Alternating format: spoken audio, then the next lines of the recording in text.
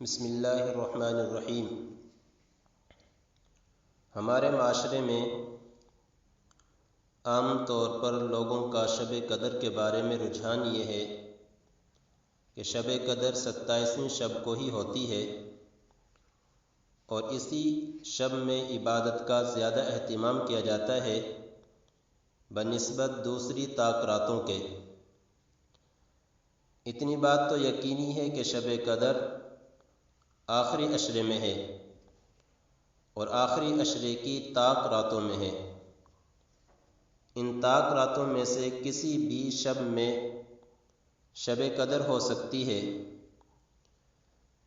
شب قدر گھومتی رہتی ہے مختلف راتوں میں، کبھی 21 کو، کبھی 23 کو، کبھی 25 کو، کبھی 27 کو، کبھی 29 کو، یہاں تک کہ حضور صلی اللہ علیہ وسلم نے فرمایا کہ اگر طاق راتوں میں نہ ہو تو عید الفطر کی جو رات ہوتی ہے اس میں شب قدر ہوتی ہے۔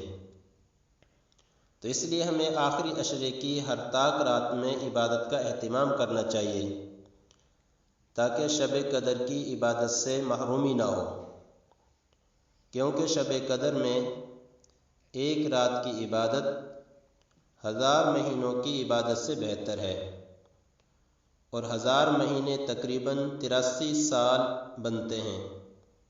تو ہم میں سے کون ایسا ہے جس کو اس بات کا یقین ہو کہ وہ 83 سال کی عمر پائے گا اور پھر 83 سال کو اللہ تعالیٰ کی عبادت میں گزار دے گا؟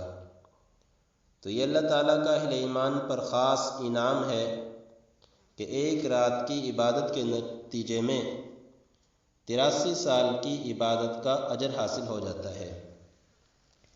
البتہ شب قدر کے بارے میں مختلف بزرگوں سے تجربات منقول کیے گئے ہیں۔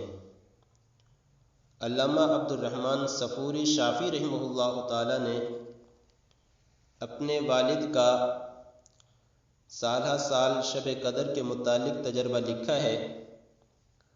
وہ فرماتے ہیں کہ رمضان المبارک کی پہلی تاریخ اگر اتوار یا بدھ کی ہو تو شب قدر 29ویں شب کو ہوتی ہے، اور اگر رمضان کی پہلی تاریخ سوموار کو ہو تو شب قدر 21ویں شب کو ہوتی ہے، اور اگر رمضان کی پہلی تاریخ منگل یا جمعے کو ہو تو شب قدر 27ویں شب کو ہوگی، اور اگر رمضان کی پہلی تاریخ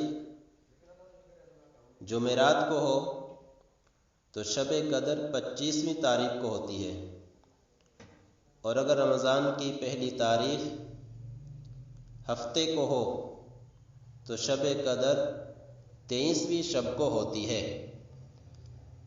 اللہ تبارک و تعالی ہم سب کو رمضان المبارک کی طاق راتوں میں عبادت کی توفیق عطا فرمائے اور ہم سب کو شب قدر کی رات نصیب فرمائے۔ وما علینا الا البلاغ۔